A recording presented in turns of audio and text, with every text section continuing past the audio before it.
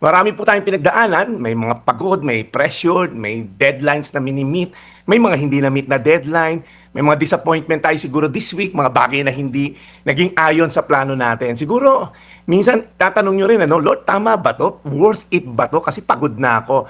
Pero, sa totoo lang, nandiyan ka pa rin, nakatayo pa rin, right? Lumalaban pa rin. At minsan, malaking victory na po yun, yung hindi ka bumitaw kahit hirap, yung bumangon ka kahit mabigat, yung nagpatuloy ka kahit hindi perfect yung takbo ng linggo mo. Kasi alam mo, may tinakdang layunin sa iyo ang ating Diyos. Kaya sabi po sa Hebreo 12, 1 hanggang 2, buong tiyaga tayong magpatuloy sa takbuhing itinakda ng Diyos para sa atin. Ituon natin ang ating paningin kay Jesus na siyang sandigan ng pananampalataya natin.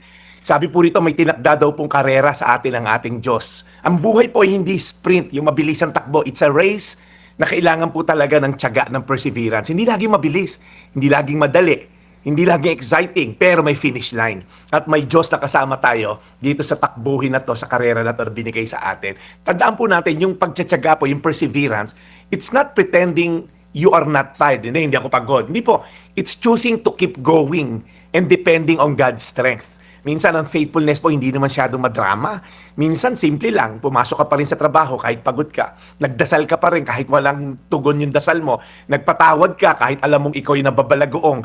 Ginawa mo pa rin yung tama. Nagtiwala ka pa rin. At kapag napagod ka, lastly, sabi po rito, ituon natin ang ating palingin kay Jesus. Let us fix our eyes on Jesus.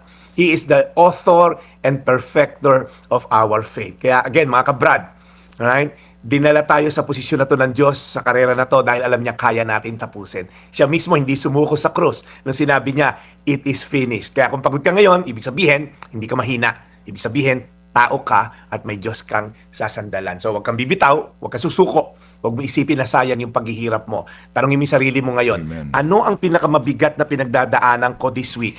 At paano ba ako na-sustain ni Lord hanggang ngayong Biyernes? Ano yung next faithful step na kailangan kong gawin kahit pagod na ako sa karera na to? Because tandaan natin, Hebreo 12, 1-2, buong tiyaga tayong magpatuloy sa takbuhing itinakda ng Diyos para sa atin. Amen. Ituon natin ang ating palingin kay Jesus na siyang sandigan ng pananampalataya natin. Tayo manalangin, Panginoon, alam namin na iba-iba karera ang binigay mo sa bawat isang tao. Kaya hindi kami dapat mag-compare, hindi kami dapat ma-disappoint kung ang bagal o iba mabilis. Kami, Lord, na mag-focus sa karerang ibinigay mo sa amin. This race called life. At habang kami, Lord, tumatakbo, tulungan mo kami, Lord, masustain. Dinadalangin namin, Lord, ang aming bansa na kakarapin ng isang matinding bagyo. Lord, tulungan mo kami na mapagtagumpayan ito. Tulungan nyo kami, Lord God, na as always, Lord, maging matatag sa gitna ng bagyong kinakarap namin. Salamat, Panginoon, sa iyong kabutihan sa kabila ng aming mga challenges sa bansa. In Jesus' name, Amen. Today's Reflection with Pastor Jeff Eliscopides.